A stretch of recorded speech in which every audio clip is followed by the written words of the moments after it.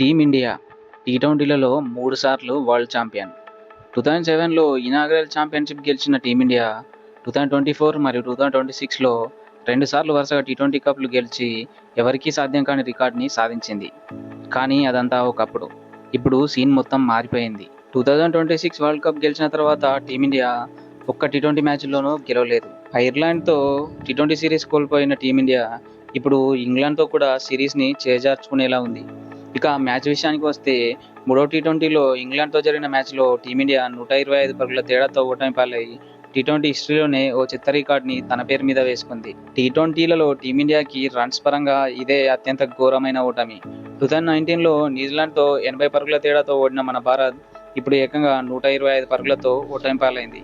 Third T20 మ్యాచ్లో toss గెలిచి bowling తీసుకున్న టీమిండియా బౌలింగ్లో ప్రిన్స్ యాదవ్ మినహా ఎవరూ రాణించకపోవడంతో ఇంగ్లాండ్ 20 ఓవర్లకి 201 పరుగులను సాధించింది.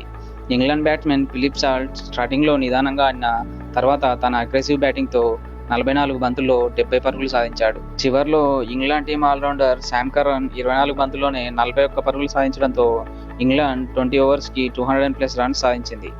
200+ టార్గెట్ని చేయడం టీమిండియా బ్యాటింగ్ లైనప్కి అంత పెద్ద విషయమే కాదు. నంబర్ 1, నంబర్ 2 టీ20 బ్యాట్స్మెన్స్ అయిన ఇషాన్ కిషన్, అభిషేక్ శర్మ ఉండడం, వీరికి తోడు 15 ఏళ్ల విధ్వంసం వైభవ్ సూర్యవంశీ ఉండడంతో టీమిండియా గెలవడం సులభమే అనుకున్నారు. కానీ ఇక్కడ సీన్ రివర్స్ అయింది. బ్యాట్స్మెన్స్ అందరూ ఇంగ్లాండ్ బౌలింగ్కి చేతులెత్తేశారు. ప్రతి ఒక్క బ్యాట్స్మెన్ ఫెయిల్ అవడంతో టీమిండియా ఘోరంగా ఓడిపోయింది.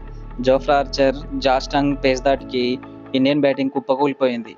అంతటి స్ట్రాంగ్ బ్యాటింగ్ లైనప్ ఉన్నా కూడా ఏ ఒక్క బ్యాట్స్మెన్ కూడా 20 పరుగులు సాధించలేకపోయారు. కేవలం 11.4 ఓవర్స్లోనే 76 పరుగులకి ఆల్అవుట్ అయిన టీమిండియా టీ20లలో సెకండ్ లోయెస్ట్ స్కోర్తో ఓ చెత్త రికార్డ్ని సాధించింది. అసలు చివరి 5 మ్యాచ్ల్లో టీమిండియా ఒక్క మ్యాచ్ కూడా గెలవలేకపోయింది.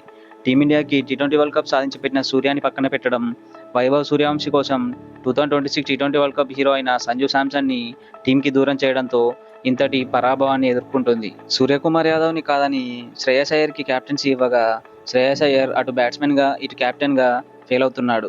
టీమిండియాకి 5 మ్యాచ్లు క్యాప్టెన్సీ చేసిన అయ్యర్ ఒక్క మ్యాచ్లోనూ టీంని గెలిపించలేకపోయాడు. ఈ సిరీస్లో మిగతా 2 మ్యాచ్ల్లో టీమిండియా గెలిచి సిరీస్ని ఈక్వల్ చేయాలంటే టీంలో ఎలాంటి మార్పులు చేయాలనుకుంటున్నారో కామెంట్ చేయండి. ఇలాంటి మరిన్ని క్రికెట్ అప్డేట్స్ కోసం మన ఛానల్ని సబ్స్క్రైబ్ చేసుకోండి. Thank you for watching.